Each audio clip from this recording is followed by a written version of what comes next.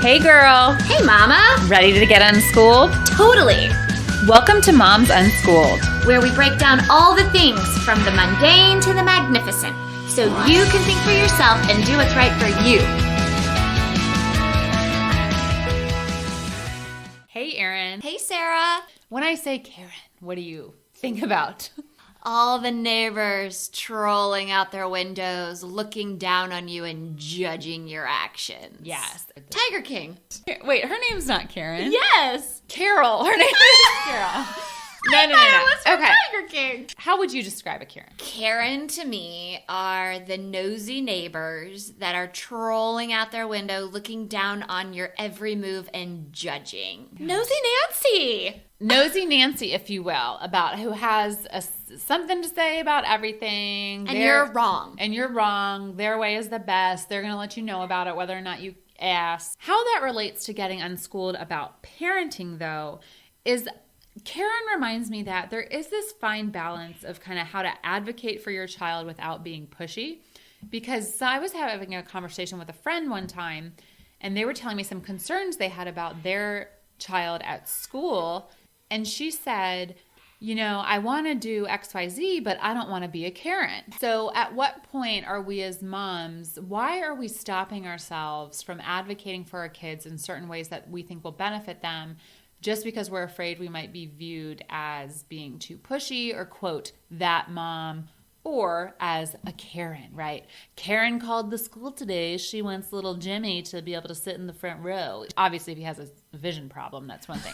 But just because. So the moments us moms are allowed to be Karen, and not we should embrace those moments. And not apologize for it. That is what I'm getting at. Let's do it. I have a cool article here from Megan Walbert that says, again, how to advocate for your child without being pushy. She writes, on the other hand, there's a fine line between advocating and being pushy. So how and when do you get involved in your child's education without being overbearing or taking it too far?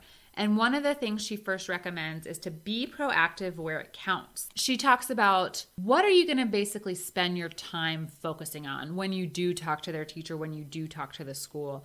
She suggested, she says, what I have told teachers at the beginning of the school year or at points throughout the year is about factors that could affect my child's emotional state overall. That is something more broad and general, like so-and-so has a hard time working in groups, so you might notice XYZ, versus my child cannot be put in a group, or if they're put in a group, they have to only be with these people. So there's a difference between demanding an outcome versus sharing an insight about how your kid might do better. Sure. In a certain setting, I guess. You are not a Karen if you are genuinely concerned with your child's learning style. But you're not going in and saying, no, my child can't do that, or they're not going to do that.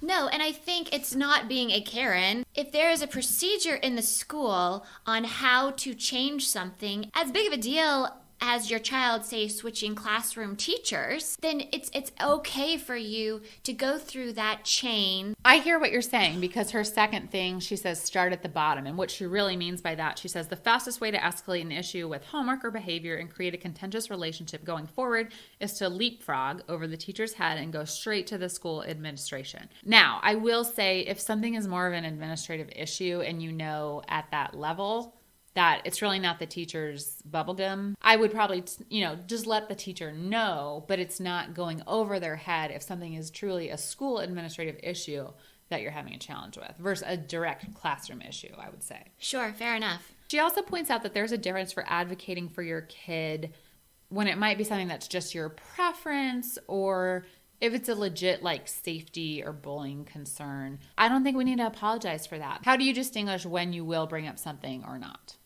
Gut instinct. I have been the mom who voiced her concern and was the squeaky wheel until I got what I wanted. And did you ever feel bad about that? No. Because if I'm not going to advocate for my kid, who is? I know my child more than anyone else in this world.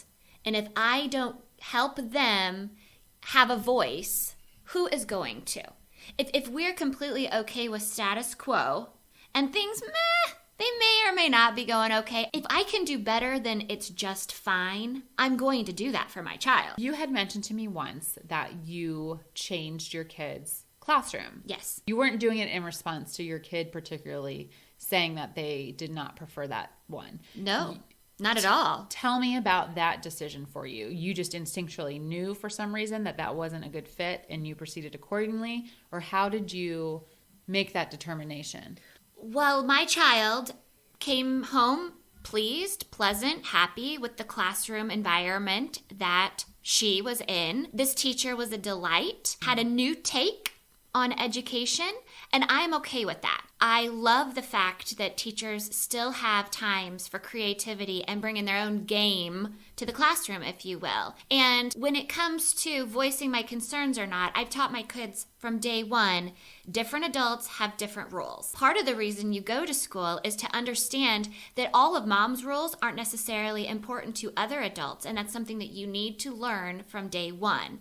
They're going to discipline differently, they're going to speak differently to you, and they're going to teach you in different kinds of ways, and that only makes a more well-rounded child. In the specific situation where I chose to change classroom teachers for my child, there were comments from this happy, pleasant child of things like, I haven't learned anything new this year. And this was around Thanksgiving time. Or I would go in and they were practicing something that was several grades lower than what I thought that they should be working on during the day. Now, I do have to say I had 2 young children at home at this time, and so I wasn't involved in the classroom as much as maybe I would have wanted to.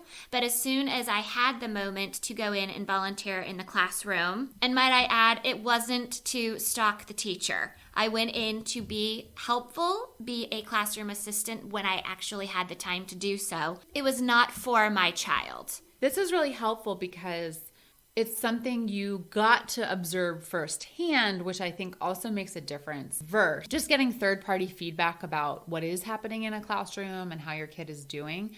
I think when you do observe it firsthand, you're more inclined to advocate and take action. I went through the proper chain of procedures. However, I was a squeaky wheel in the fact that I made this decision. I saw and I observed all of this after Thanksgiving, y'all. So I knew to come back after the Christmas break would be the healthiest time to switch classes. So I needed it done and done quickly. So I went through the chain. I filled out all the paperwork. I kept emailing and calling until I got those meetings. Call me Karen if you want.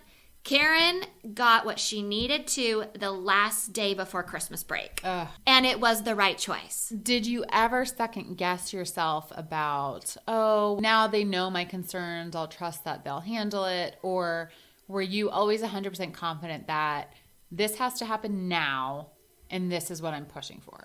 This has to happen now and this is what will be done. And you never felt bad about it? No. But I think, y'all, when we're talking about our kids, I'm going in and guns blazing, if you will. I'm going in to get it done because I know this is the right thing to do. It's not going to harm anybody else, these decisions I'm making. It's going to cause a little bit of meetings and paperwork for some admin, I'm sure. But it takes virtually no effort for them to put one child from one classroom into another. And bottom line is, it is the right decision. And you know what's best for your child. And if you can state your case in a very articulate way with your child's best interest at heart, there is no reason to consider yourself a Karen, nor should they. So often we as mothers are nice. We play nice. We play nice at the bus stop. We play nice on the PTA. We play nice at the playground. We play nice to the teachers. We like being liked. But get your voice heard. So at some point as a parent, you have to recognize when this kind of value we place on, quote, being nice has to be subsided and just go in and ask for what you need for your kid. Yes, and go with your gut. I do know some people who they, think they know what is going to be best for their kid, but they're trying to let the school process work, be diplomatic about it, and put their trust in the bureaucracy or administration that those changes will be made. But so what would you tell people who have that perspective? Well, no dig on admin, but admin is laden with paperwork. So if you want your paperwork shuffled to the top, you have to be the voice. You have to be the squeaky wheel. I need it to be known that this is an issue for me, for my child, and for my family, and this is something that needs to be rectified. This is something that needs to happen by X date or right now. Let's check this off your list of to-dos, for crying out loud. Let's make this happen. It takes little effort, but I, as mama, as Banny Rooster, I have to go ahead and make sure it gets to the finalizing ending point. So in your case, you were successful at it. What would I'm going to be successful at it. Okay, so that's interesting. So if you had gotten pushback or excuses or just general process delays, how would you have handled that? Well, like I said, we were in a bit of a time crunch when we finally made the decision to do this. And so, my timeline was first day of school back in January, something needed to be different. So you can guarantee I had weighed out all of my options. I'd looked at neighboring schools. Can I transport her to that school myself? Do I need to homeschool this child? Can I handle homeschooling this child? Bottom line is, I knew if the school wasn't able to help me in the timely manner that I needed, that I was ready to make even more of a drastic change. And you were clear about that up front. They understood explicitly that you needed to see this happen by this time. Yes, I wasn't threatening them to move schools or anything or disenroll her. I just said, this is when this needs to happen. I need you to stay on top of this. And then I inspected what I expected and walked in with a smile on my face every day to see if my case, quote unquote, was moving along. Wow. Because I only gave them about a week to deal with this. And did you ever sense that they were giving you a, oh, that parent vibe? I had some oh, that parent vibe, but it didn't bother you, which I think is important for people to hear. Or maybe it did, but you still stayed the course. The people who I might have been getting eyeballed from, or I could really feel how they may or may not have felt about me, weren't really the decision makers to begin with. And so they, as far as I was concerned, was just one more hurdle I had to jump through to talk to the people who could make the decisions and get this done for me. So at that point, I didn't care if you like me or not. I'm going to stand here until I get in front of the people who make the decisions. I love that. I think that's very helpful. Another thing she writes is to keep your perspective. She says, I'm a naturally anxious person with a gift for worrying about the things that are happening, the things that are likely to happen, and the things that probably won't happen. But will it really ultimately matter for my child? She said, use that same test when you ask yourself whether you should step in because Jimmy, she says, was placed on the junior varsity basketball team even though he's devastated and you know he deserves to be on varsity. Will a year of junior varsity ruin Jimmy's chances of growing as a player and a teammate and long-term successfully as an adult? Or is it potentially an opportunity for him to be a leader on that team? So I think keeping your perspective about what you are advocating for, how significant is that ultimately? Or I think you're a Karen when you're complaining about everything. Yes. And let's face it, like JV versus varsity might be a Karen moment. Can you, as mom, turn this situation around? We know Jimmy's devastated. Poor Jimmy. Can we turn this moment around and use it as a learning moment for all of us? How much does Jimmy really care? He's devastated today, yeah. Is he going to be devastated in 2 months from now? Well, how is Jimmy going to pick himself up by the bootstraps and work harder to get on the varsity next year? You can have these conversations without intervening as a Karen. Do you think dads have this problem between determining the balance between being an advocate for your kid and being, quote, that parent or a Karen? No. Wait, is there a male counterpart or a dad counterpart? Can we name him now? How about Carl? Ah! Totally. Don't be a Carl. Karen and Carl. They just sound like, oh man, I don't know. The people looking out their windows judging you. Yeah. We've recently had our annual, oh my goodness, kids are jumping in the leaf piles that property maintenance is collecting. How dare they? How dare they? That is a litmus test for you totally being a Karen or a Carl. You've totally lost sight of the fact that kids can happily develop and go outside and play. Like, you have to have a problem with that. Are those the battles that you're really needing to fight? Yes. So picking your battles, I think, is a good thing to keep in mind when advocating versus being worried about being a Karen. I love what you said about just the gut check. There was obviously something that was bothering you about the learning environment your daughter was in, and you didn't apologize for that. Nor should you. I think Dad is here to support Mom and her gut instinct. Now, don't get me wrong. It's a mom and dad duo through and through. But if you have this gut instinct that something needs to change, go ahead and voice your concerns to your spouse. But if you think this is important, you need to go forward with that. Sometimes my husband is going to support me if I'm telling him my gut is telling me to do that. Has there ever been a time when you thought you were a Karen about something that you didn't intend to be? Oh, sure. Oh, like what? I have definitely worn my judgy pants before. Even when I look back and I was part of some sort of volunteering organization and I thought the leaders who were there making more decisions or events or so on and so forth weren't quite doing it the way they should.